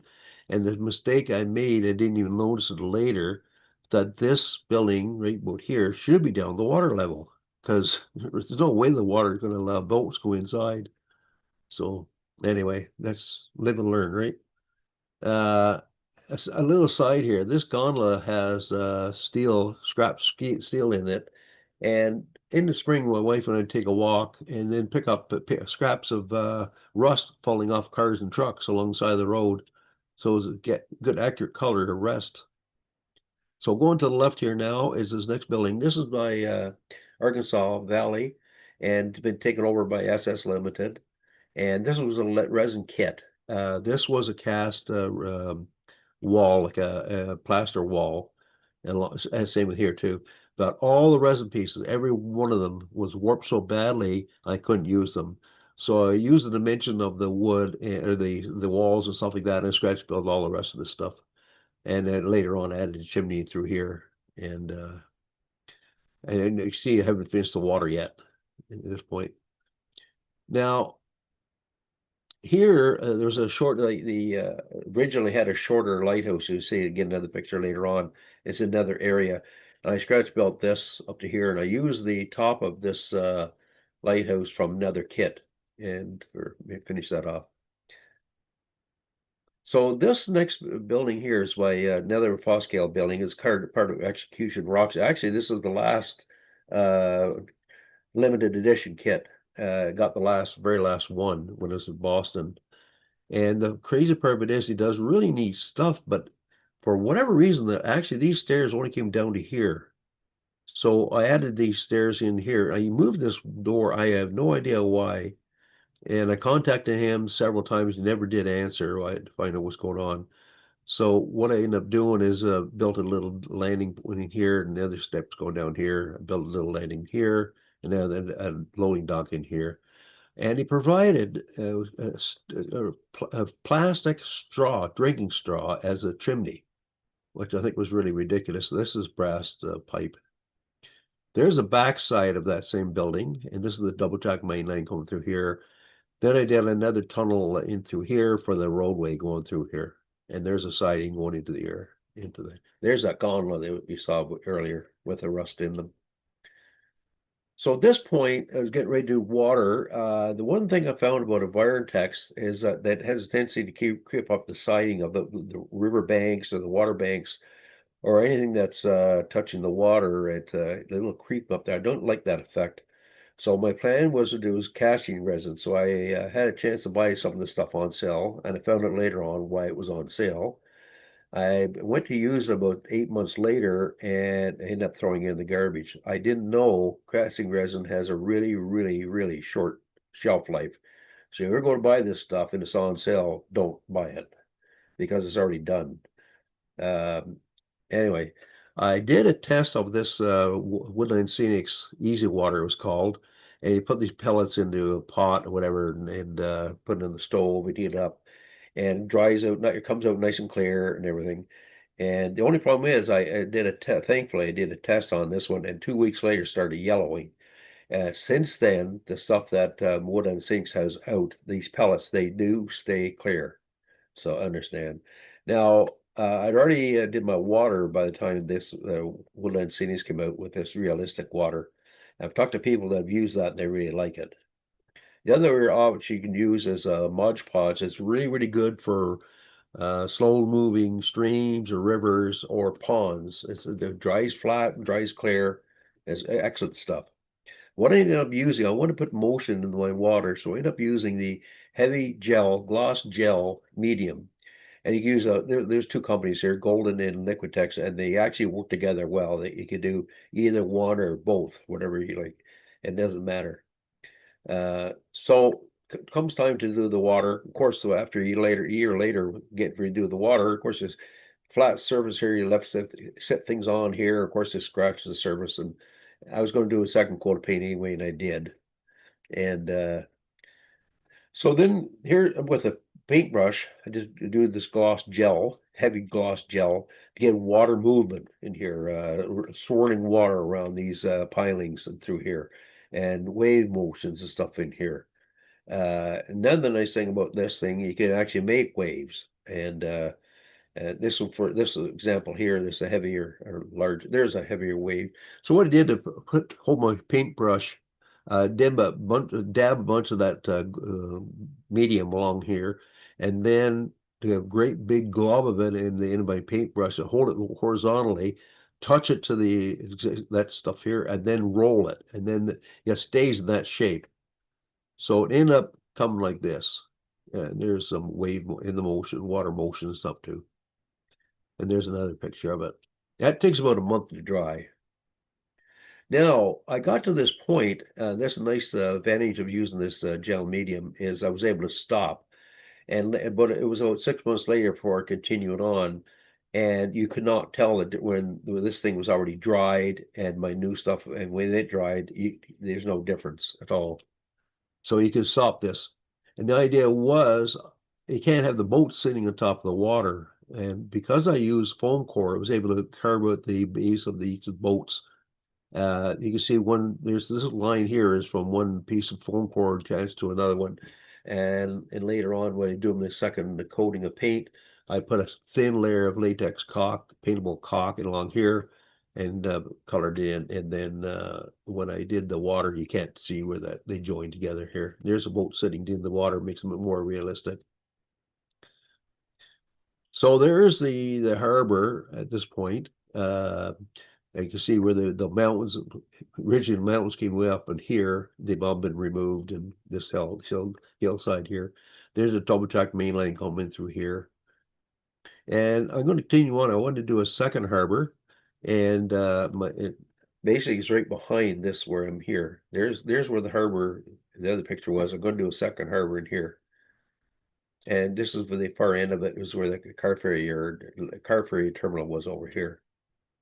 So what I did, there was a NMRA, St. Lawrence division of the NMRA in Ottawa. They were having a little contest there. So I built this diorama on 1/2-inch plywood and put in a layer of foam core in there as well. And I did the water up to this point. I got here and I thought, geez, I don't know where we're going to put this boat. I didn't know it was going to be leave it there or against the dock or what it's going to do. So that's another nice thing about the gel medium. You just stop. And also I was able to do a little bit of frothing of the water behind the boat motor here, and a bit of waves coming up here, give it a look of motion. There's a lighthouse that I did have originally. I did the taller one, and I built this rock shelf up in here to put this on. Later on, to finish up the stairways going up to it. There's a siding going into here.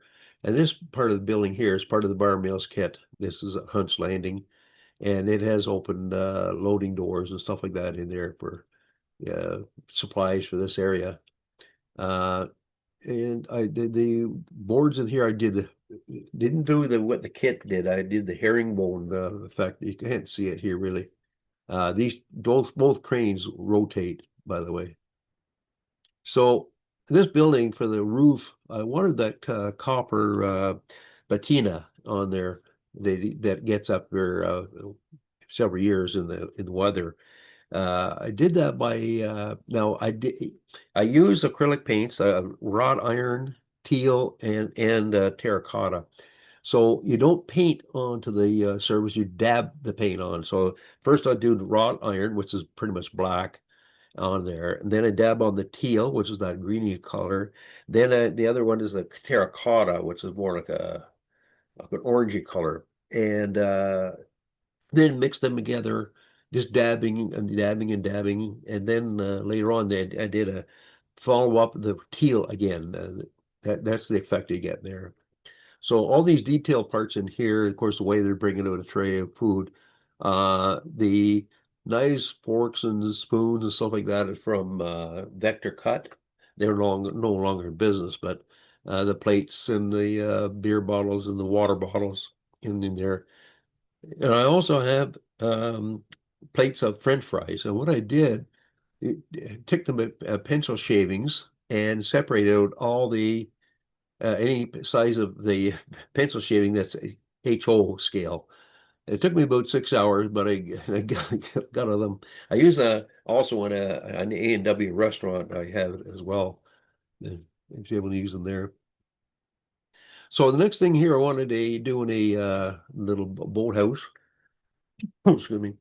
If you like, I'll tell you later on how do you rust this roof, this rib seam roofing. And this kit came out by Bar Mills as well, so I finished that the way it came, and I added them in here. And I'm going to show something come on here on the right-hand side. So later on, I was able to cover up this seam in through here and add the water, continue on with the water. And this is the area I'm going to do another diorama. This was about 1.5 years later. There's another contest we had. And so this building here is Sierra West as well. And there's the hall of, and they're making a steamship here, is the idea. So what I did, I got these Dr. Ben's baby building blocks, and I built a wall through here into here, and later on I added the rock molds across through here. And there's what I put on there. There's a diorama. I built it. There was I'm able to plop it in place later and blend it in. And there's the hull of the ship being built. And there's a crane through here. And so there's another angle of it. And there's a flatbed truck in here with all the supplies. And there's an overhead view of it this way. There's a guy sleeping on the job here, another guy here. This is the steam chest. This is a steam boiler, and piped over to the steam chest. Put the wood in here, of course, and then you can bend the wood, which sits in there a little bit, and you pull it out and bend it. So that's when I added that diorama into here. And of course, there's the siding coming through here, and the one in behind the bar meals kit over this way. At this point over here, originally I had a open pit mine. It was a foot below the layout. It had a ring road going up through the rock and everything else into the conveyors and everything. I didn't like it after I finished it, and I took it down. And then I raised this section up here, and there's a main track coming through here. Double track main goes through here to the single track going over the bridge, come up to this level up in here. And there's another feed there, this turnout here too. That takes me over to the car ferry terminal, which is back over here. And yeah, that's it. Well, it's going to be an excellent model railroad when you're done. Those harbor scenes look phenomenal, and those bar mills kits look spectacular. You're doing a great job with those. Thank you. What were some of the takeaways you had with this? What did you I mean, you've got a lot of layout left, so I guess you have a lot of room to. Well, since then, since about 4 years ago, I got thinking, if I drop dead tomorrow, what's my wife going to do with this stuff? There's there's $138,000 tied into my layout, and I thought it's going to be in the dumpster. And so I had a chance to sell it on commission, and pretty much it's all gone. The layout's all down, and everything's been sold. Yeah. Oh, okay. Well, that answers that. Was it complete when you sold it? Yes, it was. Yeah. And it's do you know the owner? Was he some chic and middle East? No, it's gone to I think lots has gone to 10 different layouts. They've been yeah. Broken up. Yeah. Yeah, but anyway, it was fun. The dentist, it was finished when it was done, and they actually did the open pit mine as going to be feeding gravel to a shingle mill. The idea of a shingle mill, we had to bring in grit or for the shingles, and you have to do tar and you have to do the dye for coloring, wood shaped shingles and stuff, and wood for the shingles or whatever.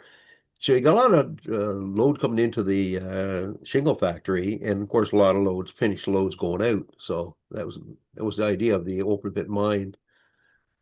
And then I thought, well, I can do something different with the open pit mine. Yeah, so you'd have down. Yeah. So yeah.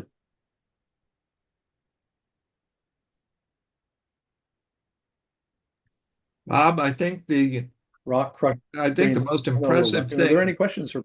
Yeah, I think the most impressive thing that I saw, besides all of the kits and the water placement and the boats and everything, where you ran the rails out on the dock and glued them down and then came back and put in the wood, and you managed to keep the flangeways open all the way down that dock. That must have been very tricky. Oh, not really. Just took a little bit of time, but the crazy part of it is it lasted, I would say, at least 10 years. I didn't never moved. Wow. I still have the dock, and I still have the rails on the dock. So it hasn't moved. So what does Walter's Goose smell like when it's heated up? Oh, yeah, it's a bit smoky. Yeah, it's okay. Well, I hope you were wearing a mask then. Yeah, well, it tastes funny too. Thank you. Okay. I didn't realize that it was the layout had been sold and it wasn't active. You never know from a PowerPoint, right? Yeah, true. Yeah, yeah, yeah. We have a time capsule there, and that's terrific. Yeah. Actually, I built this thing for operations, and the crazy part of it is in Kingston, even though we have a lot of people around here, and we have a local club, nobody's interested in operating at all. Like it just, that's another reason I took it down because nobody will operate it. Yeah, well, the art's in the modeling, though. It was. Yeah, it is too. Yeah. Well, thank you again. You're welcome. Appreciate that.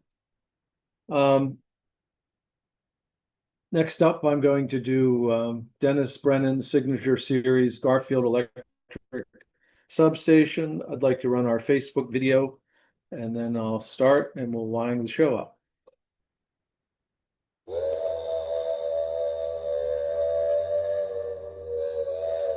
Does it seem like eternity waiting for the next Wednesday night and a New Tracks event? Now there is hope. The New Tracks Modeling Facebook page gets you into the New Tracks community 24/7. Post, respond, and converse with over 1,200 avid model railroaders on Facebook. Show your modeling, ask questions and help others. Join now, it is free and easy. Use the link or QR code to open the Facebook page. Okay, well now I would I want to start here. Let's see.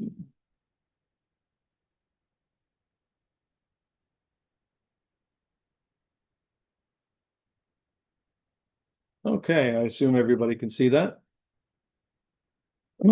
So for several months, well, at least 2 months now, I've been talking about Dennis Brennan's signature series, his new kit, Garfield Electric Substation in O scale. I envision this to be a 3-part series. This is the first part. It's just really the beginning. We've run this ad in the magazine and we've featured it in the New Tracks Live. As everybody knows, Brennan's Model Railroading is a sponsor of the show, and he's come out with this wonderful kit. To no scale, it's a laser cut kit. It lists for $159.95 and exclusive to New Tracks. If you put in the code NEWTRX on his website, you'll get a $20 discount and you'll pay only $139.95. I was kidding, not kidding, I was serious. I spoke to Mr. Brennan today for the show and told him that I had started the kit and that I thought that this was really high value for $139.95. This is really a bargain. I've built a lot of kits and I'm a big scratch builder, and there are a lot of parts in here and they're extremely high quality, and we're going to go into that today. This is just a magnificent product. I excitedly waited for the kit to come, and it came priority mail, and I couldn't wait to open it up. Inside was another box signed by Dennis. It's a signature series, so you get his autograph, and inside are some of the best instructions that I've ever seen. I kidded Dennis that I normally take instructions and shred them. I don't normally use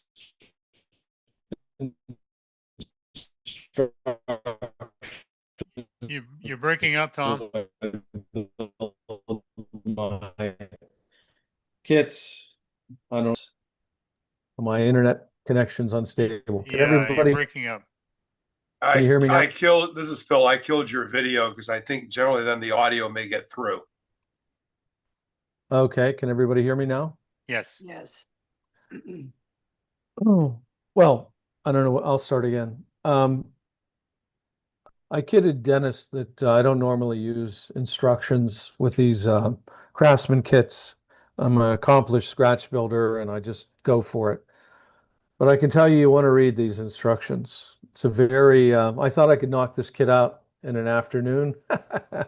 Well, I was wrong about that. There are a lot of parts on this. It's a very comprehensive kit. It's a real challenging kit to some degree, and you'll want to read the instructions. I read the instructions twice, and one of the nice things is he walks you through these kits. So if you're a beginner or an advanced modeler, he's covered all bases here. And one of the nice things he does is he goes to the trouble to give you suggested tools and supplies. This is what he used. And it's most beneficial for the paints, I believe. I think most of the people have these tools, though they may not have the brass bar clamps, but the coloring is a good tip. Now here's an example. I only have two time that Dennis and I believe his wife put in assembling instructions for this model. It literally walks you through step by step and prevents you from making errors. As an example, you'll see a little later. The first thing I do is I want to familiarize myself with the components of the kit. So I unpack the kit, and unique to Brennan's model railroading is how he packages everything. Package 1, 2, 3, 4. Some of this other stuff self-explanatory, but everything's clearly labeled with a bill of materials, and there's everything you need in here. The roof material, the smokestacks, these are all laser cut, very precise. He's given the acetate is laser cut, so you don't have to be you don't have to hand cut that yourself. And oh, jeez, jumped. So the first thing he does is he suggests in the instructions to just do a rough, just put it together, familiarize yourself, do a rough assembly of this thing. You're not gluing anything, you're just seeing how things fit together and how the parts look. One thing that I think you can pick up here, but see the corners here? This is an interlaced, laser cut, precise like a surgeon fit. This fits absolutely perfectly. A lot of laser cut brick people cheat, cut a 45 there, and you don't quite get a look like this. This is a true interlacing of the corners. One reason you want to read the instructions is if I were building this, I'd be tempted to glue the four walls together and then glue these out buildings on in place. You don't want to do that. He cautions you not to do that so you can get the floors in. So little things like that prevent you from making errors. And on a kit like this, just take your time, follow the instructions. He went to the time to, detail instructions one by one by one with these exquisite photographs. I mean, nobody does this. This is really the best of the best as far as instructions are concerned. Everything fits perfectly, nice fits, and the brickwork is really nice.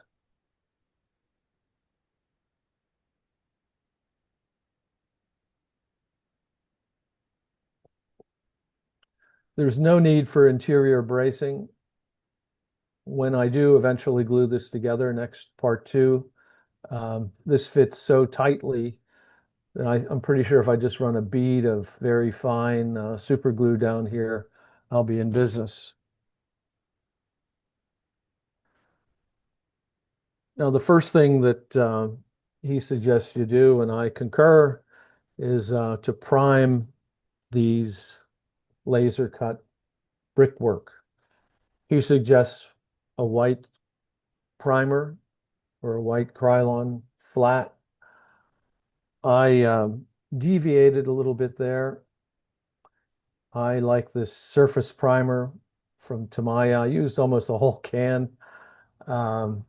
It's a non-filling primer. My concern was using maybe the Krylon's fine, but I didn't want to fill any of the detail work. He went to all this trouble to laser cut everything so fine. Here's a better picture there. I did not want to use a filler primer, so I used my standby to my primer. It's not exactly the least expensive primer in the planet, but it doesn't do any fill. So what you see is what you get. I also like, that's a piece of plywood there. I like to build everything on plywood, as Greg Cassidy pointed out a couple shows ago. This enables me to either place the building on a shelf temporarily, or once it's on the layout, someday, if I ever have to tear apart the layout, the structure comes out without any damage. So I took a fairly substantial piece of plywood, cut it on my table saw 9 inches by 10 inches, and then I took the perimeter of the building. Well, actually, I put a square on here, and I gave myself a 1-inch perimeter around the left, right, and back. And I'll use that as a guide to square up the building along with a modeler square. That's basically all I have this time.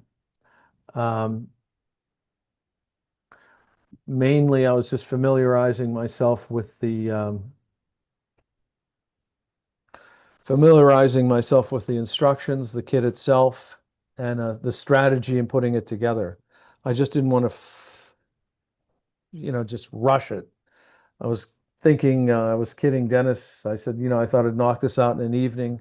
It's not an evening kit. It's a several days kit, and it's a tremendous value. It really is. And I'm not just giving Dennis a plug. It's a evaluation of the quality of the kit, the instructions. If you want to do a build along or watch me build, you have time, place your order tomorrow, follow me next week. We'll move it along. Any questions?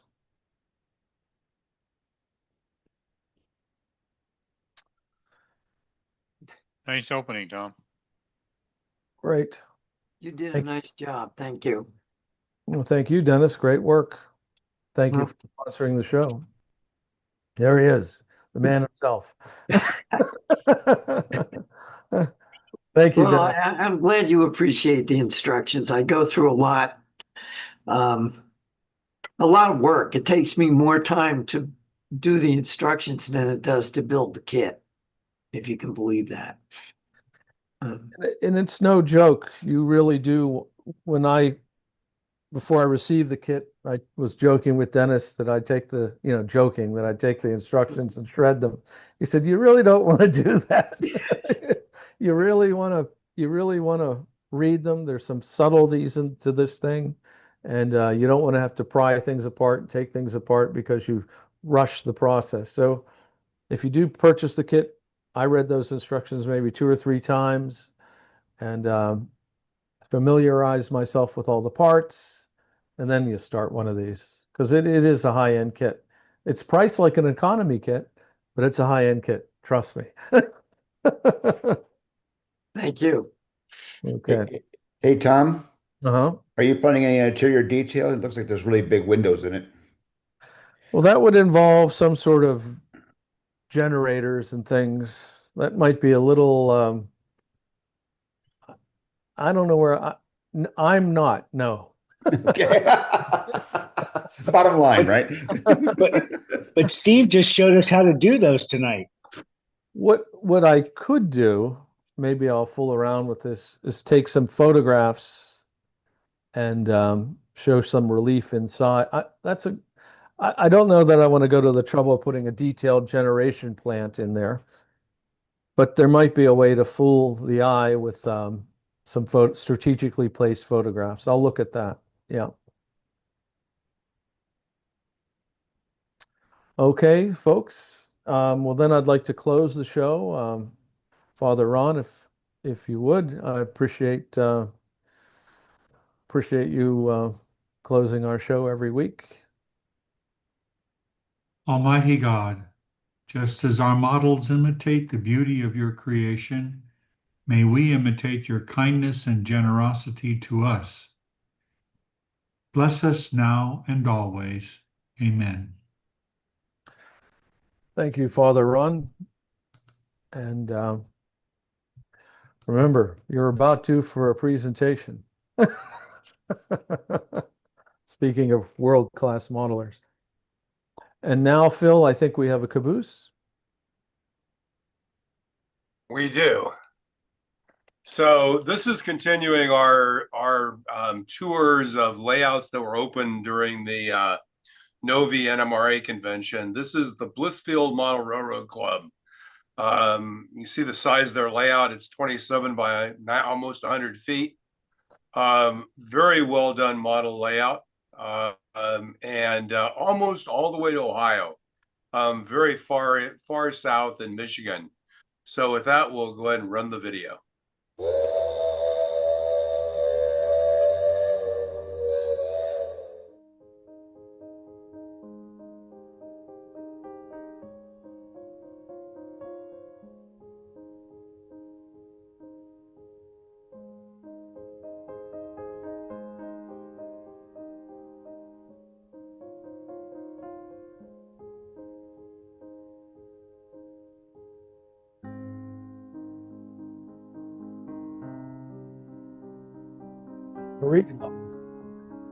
Yeah, it's 3 levels. I'm very impressed with this steel mill complex. Quite impressive. So the Walther's steel mill, open hearth blast furnaces off to the left there.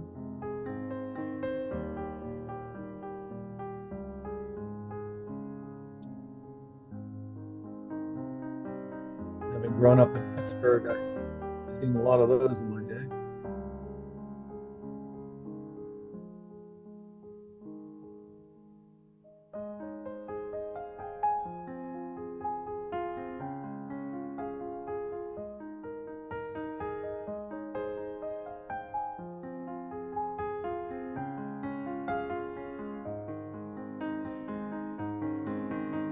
Yeah, one thing I was impressed with, this is a relatively rural area in southern Michigan and quite impressive club for the area.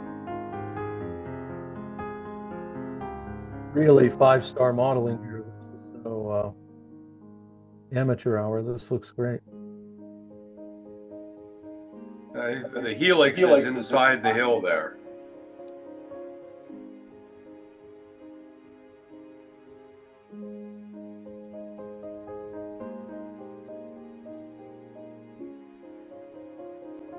This is a club layout, of course, no? Yes, it's a club. You'll see towards the end the membership.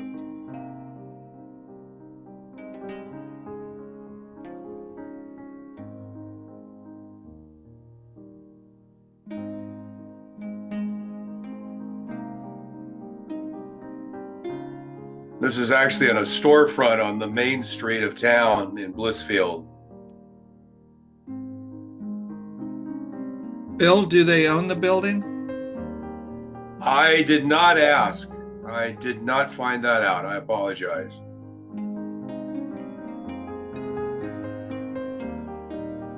The hidden staging track there below the little layout. And you can tell that they're set up for operations because they have their card racks. We learned how to use Bittenger.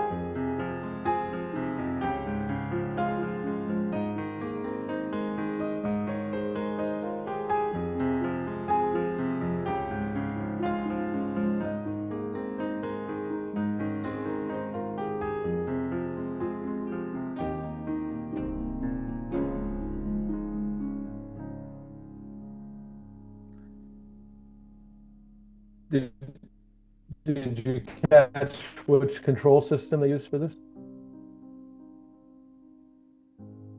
Didn't check that out either. I saw Digitrax inputs. Okay. And I think they were using Wi-Fi and using Wi-Fi with phones as well. Okay. Looks like a working signal system.